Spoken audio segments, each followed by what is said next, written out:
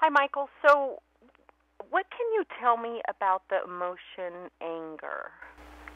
Well, it's interesting that you should ask that because I just happened to have completed a short paper on that is extremely important to know about and is very helpful to be aware of. The paper is called The Two Angers.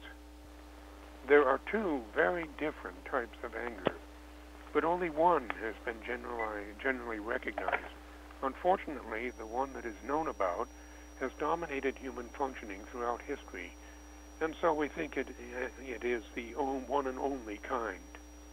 This well-known anger is what I call revenge anger. It's based upon low self-worth arising from how we have treated children, and it has many profound ramifications and implications for how the world functions.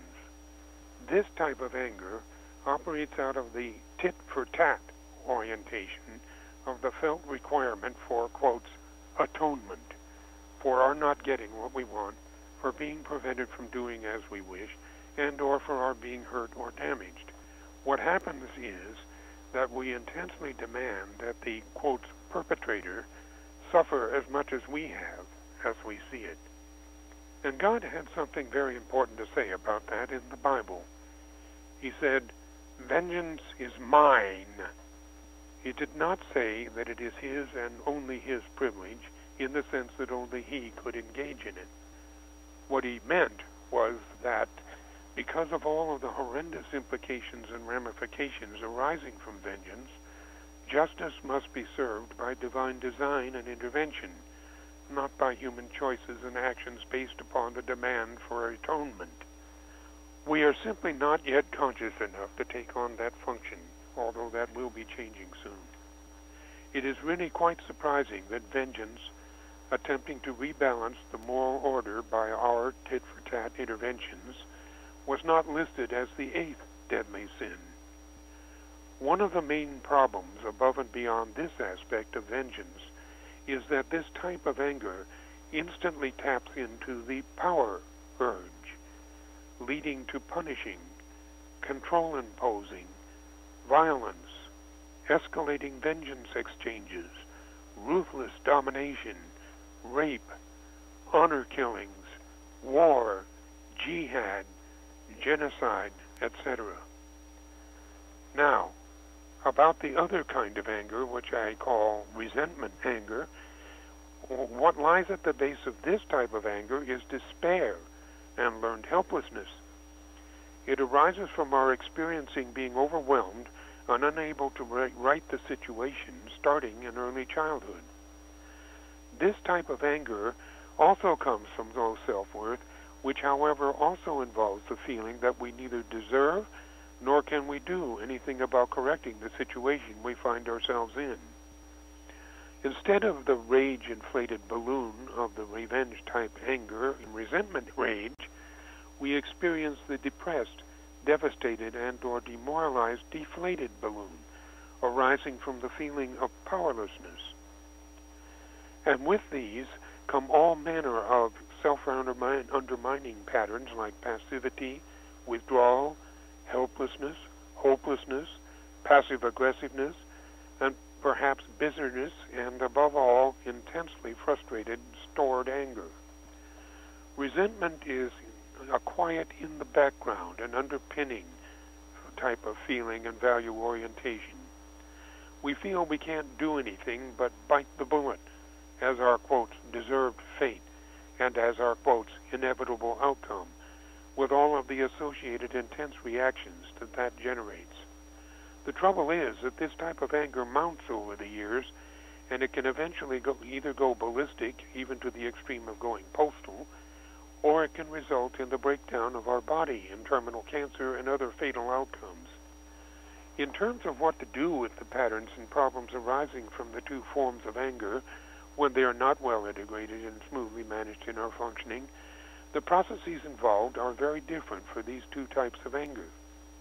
For revenge rage, there is a well-developed approach called anger management, which, when effectively applied, leads to the individuals releasing the, quotes, atonement demand psychology and to their developing a problem-solving and resolution-seeking, contribution-based approach to life's frustrations with its resulting feedback and outcomes.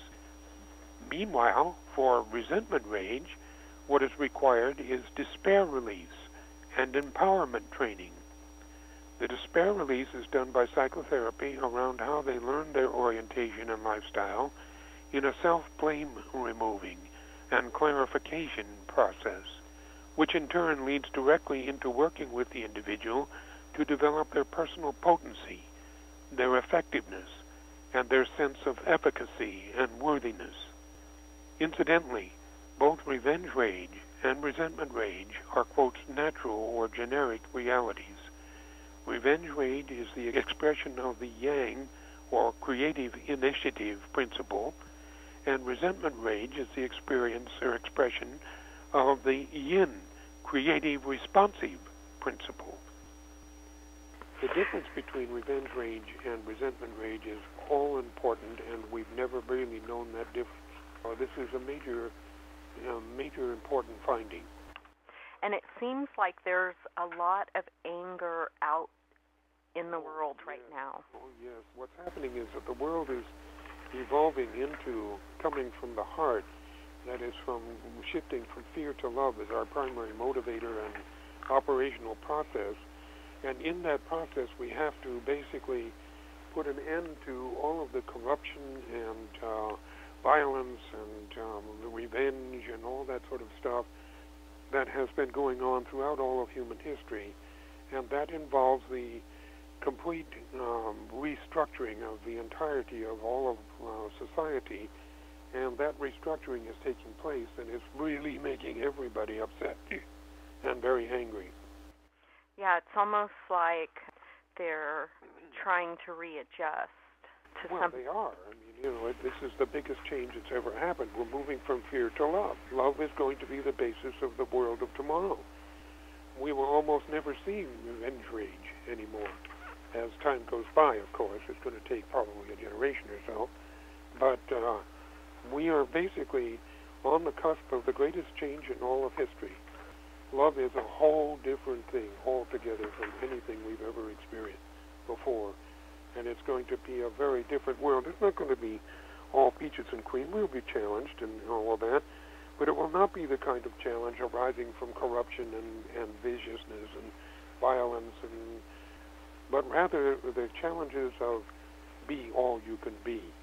Mm-hmm. And that requires that we basically rise to the challenges that life offers and really deliver the goods. And that will be quite challenging and at the same time a hell of a lot of fun. Thank you so much. I didn't realize that it can be drilled down into different types. Nobody really ever has, because the revenge thing has been so predominant that we thought that that's all there was. It's just only recently we're beginning to realize that there are two kinds. Would you say that anger is one of the most destructive emotions? No, I think the most destructive emotion is fear. All fear comes, all of the negative emotions, anger, shame, grief, despair. Well, you get the general idea. All of those are spin-offs from the one major negative emotion, fear, which takes you into immediate survival, and damn the torpedoes, full speed ahead, I'm going to get this thing handled myself. And that produces the whole selfish society phenomenon. And the message of the evolutionary change that's happening in this whole process is simply three words. Selfishness is suicide. We had to go through all of the business of learning how to survive physically, how to survive emotionally, and how to survive socially, and with fear as the primary driver for that throughout the history of the human race, which that is no longer necessary. We basically have learned everything we need to learn from fear as our teacher, and fear then can be what it was designed to be. It was basically an early warning signal for problem solving, not for revenge, if you follow what I mean. We are heading into a very different world that will be very wonderful at one level and very challenging at the other, but that's life, you know. But it's not going to be the parade of misery that has been the history of the human race anymore.